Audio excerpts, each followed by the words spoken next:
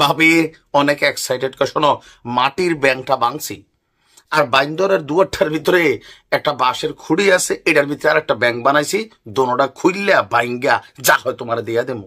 একটা হেলিকপ্টার ছাড়া তুমি আসবা? তুমি মুসলিমের বউয়ের একটা ব্লুটুথ দেবর, শোডাউন দেখাইতে হবে। জাতি এটা ছাড়া খায় না। হ্যাঁ, ভালো ভালো কথা জাতি খায় না, শোডাউন লাগবে, শোডাউন। গেল 2 দিন আগে সার্জিস আলম একটা স্ট্যাটাস দিয়েছিল যে তার পকেটে টাকা নাই, সে টাকা ধার করে চলতেছে। এর ঠিক 2 দিন পরে যখন আমরা দেখলাম তার নিজ জেলা পঞ্চগড়ে 100-র উপরে গাড়ি বহর নিয়া হেলিকপ্টার থেকে নাইমা তিনি তার নির্বাচনী এলাকায় প্রচার প্রচারণা চালালেন। এর ঠিক একদিন পরে আজকে এই দলটির অন্যতম একজন মুখপাত্র এবং কি খুবই হাই প্রোফাইল ক্যারেক্টার তাসনিম জারা, একজন ডাক্তার, আমি এই মেয়েটাকে খুব পছন্দ করি, যে ঠিক আমেরিকা থেকে বাংলাদেশে এসে তার যেই এফোর্ট, এটা আপনি স্যালুট করার মতন। মানে বাংলাদেশকে বদলানোর জন্য তাদের যে পরিকল্পনা, এর মধ্যে তাসনিম জারা। তো সার্জিজের এই বিশাল আয়োজন দেখা অপরদিকে হান্নান মাসুদ আবার আজকে হুন্ডা মুন্ডা লয়ে ওইলান করে ফেলছে, পরবর্তী নিউজে জানাবো। তো যারা বললো যে তোমার 2 দিন আগের পোস্টটা দেখা আমরা ভাবছিলাম যে এমনই তো হওয়া উচিত, স্বচ্ছতার জায়গাটা। তো তুমি আজকে যে 150 গাড়ি নিয়ে ঘুরলা, টাকা পাইলা কই ভাইয়া? এটা একটু ফেসবুকে জানাও তো। এরপর আমরা দেখলাম সার্জিস আলম তিনি তার একটি স্টেটাসে দীর্ঘ একটা বক্তব্য দিয়েছেন যে আপা কি কোন, আপনি কি কোন, মানে চেহারা দেখে গরিব বনলে কি আমি গরিব? দাদায় যেটা রাখা গেছে গাড়ি তো কি কোন, হেলিকপ্টারের বন্যা বসায় দেওয়া যাবে। মানে সার্জিসের বক্তব্য হচ্ছে পৈতৃক সূত্রে সে তার দাদার থেকে এত সম্পত্তি পাইছে যেটা দিয়ে একটা ইলেকশন করে ফেলা যায়। এত গরিব না যতটা আপনারা মনে করতেছেন যে পোলাপাইন টাকা পায় কই না পায় কই। সার্জিসের বক্তব্য হচ্ছে যে বিশাল, এখানে বাংলাদেশের জনগণের মেন্টালিটি, জনগণের পারসেপশন, খাওয়া, ভোটের আগে পরে নগদ ক্যাশ, এই বিষয়গুলো সার্জিস বোঝে। দীর্ঘদিন ছাত্রলীগের রাজনীতি করছে না, করছে। পোলাটা কিন্তু যথেষ্ট ব্লুটুথ আগে থেকেই। ছাত্রলীগ যখন করছে আপনি দেখেন সার্জিস যেই লেভেলে গিয়ে বিট করে আসছে, যে লেভেলে মন্ত্রী এমপি লেভেলে, এটা কিন্তু সবাই পারে নাই। সো জাতীয় নাগরিক পার্টির দায়িত্ব পাওয়ার পর সে কিন্তু এখন ওই লেভেলেই বিট করছে। তার এই মানে তাসনিম জারার এই প্রশ্নের জবাবে সার্জিস বলছে যে তার ফ্যামিলি যথেষ্ট সচ্ছল, আর এই 100 গাড়ির হিসাব সে দিছে শুভাকাঙ্ক্ষী।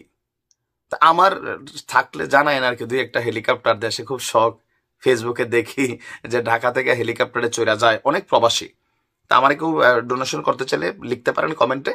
তবে সার্জিসের বক্তব্যটা, শুভাকাঙ্ক্ষীদের মধ্য থেকে সে 50টা গাড়ি পাইছে, আত্মীয় স্বজন এবং শুভাকাঙ্ক্ষী। পয়সা হল আত্মীয় স্বজন জীবনে লাগে, এই যে দেখছেন কি কাজে লাগে। আর 50টা গাড়ি সে নিজের টাকায় বা তার বাবার টাকা, এটা হয়েছে পার গাড়ি 6,000 টাকা। 50টা গাড়ি 3 লক্ষ টাকা। এমনকি 3 লক্ষ টাকা এটা কোনো ব্যাপারই না তাদের পরিবারের জন্য, যারা তাকে চিনে, মানে তার পৈতৃকভাবে যারা চিনে, আগে থেকে যথেষ্ট ইফোর্ট। তো কেন এই বিশাল শোডাউনের প্রয়োজন হলো? সার্জিসের বক্তব্য, বাংলাদেশের মানুষের যে মনস্তাত্ত্বিক জগৎ, এখানে আপনি গরিব মিসকিন এগুলা মানে কর্মীরা পছন্দ করে না, জনগণ পছন্দ করে আপনি ক্ষমতাশালী, আপনি প্রভাবশালী, আপনি বিত্তবান। এটা সত্য। গরিবের পিছনে কেউ দৌড়ায় না, নেতার কাছে থাকতে হবে খাওয়ার জন্য। তো সার্জিসও এরকম মাঝে মাঝে হালকা হালকা আদার দিবে, এটা তার পারসেপশনে আছে। মানে বাংলাদেশকে চাইলে রাতারাতি যে পরিবর্তন করা যাবে না, এটা সার্জিস বোঝে যে এখানে শোডাউন দিতে হয়, বিত্ত বৈভব ক্ষমতা দেখাতে হয়, তাহলে জনগণ মনে করে নেতা আমার শক্তিশালী। দ্যাটস ওয়াই সেই কাজটা করছে। এখানে ভুলভাল সে কোনো কিছু মনে করে নাই। বিএনপির প্রশ্ন ছিল, যারা ইলেকশন ক্যাম্পেইনে দলের নিবন্ধন পাওয়ার আগেই 100 গাড়ি দিয়ে শোডাউন করে, এরা ক্ষমতায় গেলে কি করবে আমরা জানি। আমাদেরও কিন্তু এরকমই চিন্তা আসে যে তোমরা ক্ষমতায় গেলে কি করবা। সম্ভবত 2-100 হেলিকপ্টার থাকবে, একদম যে তেলেগু সিনেমা স্টাইলে নাকি। যাই হোক, সার্জিস তার এই 100 গাড়ি শোডাউনের ব্যাখ্যা দিয়েছে। আপনার কাছে বিশ্বাস হইলে হয়েছে, না হলে নাই। ডাজেন্ট ফ্যাক্ট কেউ কেউ বলছেন এটা আবার জাতীয় নাগরিক পার্টির আর একটা নতুন নাটক, যে সার্জিস এটা করছে, জনগণের মধ্যে প্রশ্ন আসছে। তাসনিম জারা আবার এই প্রশ্নটা করে বুঝাইছেন যে আমার দলের মধ্যে জবাবদিহিতা আছে, স্বচ্ছতা থাকতে হবে, আমরা দল খুব সুন্দরভাবে পরিচালনা করি, এখানে আমাদের আয়ের উৎস সম্পর্কে আমাদেরকে জানাইতে হবে। দ্যাটস ওয়াই তাসনিম জারা ফেসবুকে বিষয়টা লেখছেন, সার্জিসের ইনবক্সে প্রশ্ন না কইরা। মানে রাজনীতি কে যে কার সাথে করতেছে সেটাই বুঝতেছি না। সার্জিস ভাইয়ের শুভেচ্ছায় স্বাগত। ওরা পঞ্চগড়বাসী ঈদের খুশিতে পড়ছে কেন? আপনার যে দৃশ্য বা ভিডিও ফুটেজ আপনারা সাইডে দেখছেন, আমার 100-র উপরে বাড়ি, ব্যাংক বাড়ি, টাকা ওই পাইলে বাবা এই সমালোচনাগুলোই করি যে শোডাউন করা। আপনি এখন দেখবেন বিএনপির অনেক নেতারা বিদেশ থেকে আসতেছেন, জায়গায় জায়গায় তারা এই শোডাউন গুলা দিচ্ছে, রাইট? টাকা আর ছড়াছড়ি। জাতীয় নাগরিক পার্টির যে পোলাপাইন গুলো আছে, এদের কারোরই ফ্যামিলি ব্যাকগ্রাউন্ডে একটা গাড়ি কেনার যোগ্যতা নাই, এটা আমরা সবাই মোটামুটি চিনি। তো সেইখানে যখন আপনি 100 গাড়ি নিয়ে শোডাউন দিচ্ছেন, স্বাভাবিকভাবে প্রশ্ন ওঠে, শামসু তো কোপাচ্ছে, টাকা কোন বাচ্চু দিচ্ছে? যেখানে টাকার বিষয় সেইখানে লুকোচুরি খেলা, জবাবদিহিতা নাই। তাহলে আমরা কি ভাবলাম ভাই? যাই হোক, বাচ্চু টাকা দিচ্ছে, সমস্যা নাই। আজকে ব্যান্ড পার্টি সহ শতাধিক গাড়ি বহন নিয়ে পঞ্চগড়ে শোডাউন দিয়েছেন আমাদের ব্লুটুথ বা সার্জিস।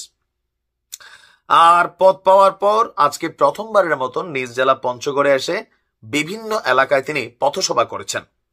বিমানবন্দরে নেমে ব্যান্ড পার্টি সহ গাড়ি বহন নিয়ে পঞ্চগড়ে শোডাউনে অংশ নেন। এখানে জেলার নেতাকর্মী সমর্থকরা তারা ছিল। যাত্রাপথে সাকুয়া, বোদা, দেবী, ধস, তেতুলিয়া, পঞ্চগড়ে পথসভা করে নিজ উপজেলা অটোয়ারিতে তিনি ইফতার মাহফিলে যোগ দেন। আর তার বক্তব্য, আগামীতে বাংলাদেশে কেউ আর দলের নাম দেখে, মার্কা দেখে ভোট দেবে না। কেন মনে হইলো দলের নাম দেখে দিবে না? তোমার কেন মনে হইলো? আচ্ছা, এতদিন সাধারণ মানুষেরকে নেতারা বিভিন্নভাবে ব্যবহার করেছেন। ভোটের আগের দিন যান আর কিছু টাকা ধরিয়ে দেন, আর ভোটের পরে যে কোনো কাজের জন্য গেলে আগে টাকার জন্য হাত পেতে থাকেন। নতুন বাংলাদেশে এগুলার হতে দেওয়া যাবে না। কেমনে হতে দেওয়া যাবে না? এই যে আপনি 100 গাড়ি নিলেন, এই টাকাটা কে দিল? আপনি ক্ষমতায় যাওয়ার পর এই টাকাগুলো যারা আপনার পিছনে খাটাচ্ছে, আপনি তো তাদের বাপ ভাই লাগেন না, তারা তাদের স্বার্থে আপনার পিছনে খাটাচ্ছে।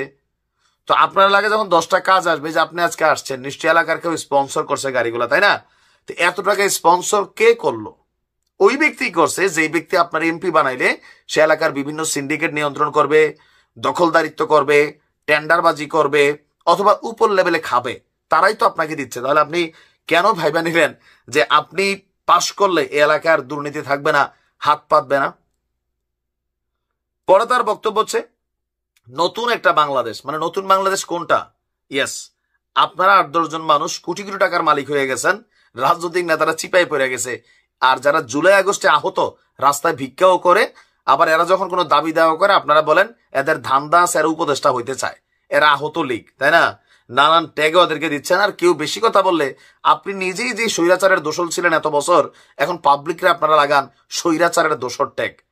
চেয়ারে বসলে একটা ভাব আসে। আচ্ছা, তার বক্তব্য হচ্ছে নতুন বাংলাদেশে পেছনে ফিরে তাকানোর সুযোগ নেই, সামনে এগিয়ে যেতে হবে। যারা ছাত্র জনতা আছে সামনে থেকে নেতৃত্ব দিয়ে বাংলাদেশ এনেছে, যে তরুণ প্রজন্ম এত বড় একটা আন্দোলন নেতৃত্ব দিয়ে বাংলাদেশে এসেছে, আগামীতে তারা বাংলাদেশকে নেতৃত্ব দিতে পারবে। আমরা তো দেখে মনে হয় না ভাই, কোনোভাবেই আমার মনে হয় না যে এই ছাত্র জনতারা বাংলাদেশকে নেতৃত্ব দিবে। বডি ল্যাঙ্গুয়েজে পুরাপুরি ছাত্রলীগের ভাব আছে, পুরাপুরি। আপনি শিবিরে দেখেন, আরামসে মোলায়েমলি কথা বলে, কথার স্টাইল ভালো। বাট আমাদের এই টিমের যারা আছে, বিএনপিরে ধমকায়, জিয়ার রহমানের চোখ রাঙায়, অমুকরে ধমকায়, তারপরে তো ধমকাধমকির একটা রাজনীতি শুরু করছেন। আমরা এই সমালোচনাগুলো আপনাদের অ্যাক্টিভিটিসের উপর করি। মানুষের প্রত্যাশা ছিল ভিন্নতা, যে না একটু নমনীয়তা থাকবে, আপনারা একটু স্বচ্ছ থাকবেন, পবিত্র থাকবেন, রাতারাতি আপনারা পয়সার মালিক হবেন না। একজন এমপি, তারও 5 বছর লাগে মনে করলেন যে 2, 4, 20, 50 কোটি টাকা, 100 কোটি টাকার মালিক হইতে। কিন্তু আপনাদের সম্পর্কে যে তথ্য সাংবাদিক ইলিয়াস দিচ্ছেন, আর বিভিন্ন জায়গা থেকে আসছে, আপনারা তো ভাই 7 মাসেই কেউ 100 কোটি, 200 কোটি, 500 কোটির মালিক হয়ে গেছেন। নতুন বাংলাদেশ কি হবে? আপনাদের জন্য লুট করার জায়গা না? এর বাহিরে কি বুঝান? আপনাদেরকে টাকাতে তাদের নাম আপনারা প্রকাশ করবেন না কেন? সবকিছুতেই অস্বচ্ছতা। যাই হোক, টাকা বলে কথা, টাকায় কথা বলে, হ্যাঁ।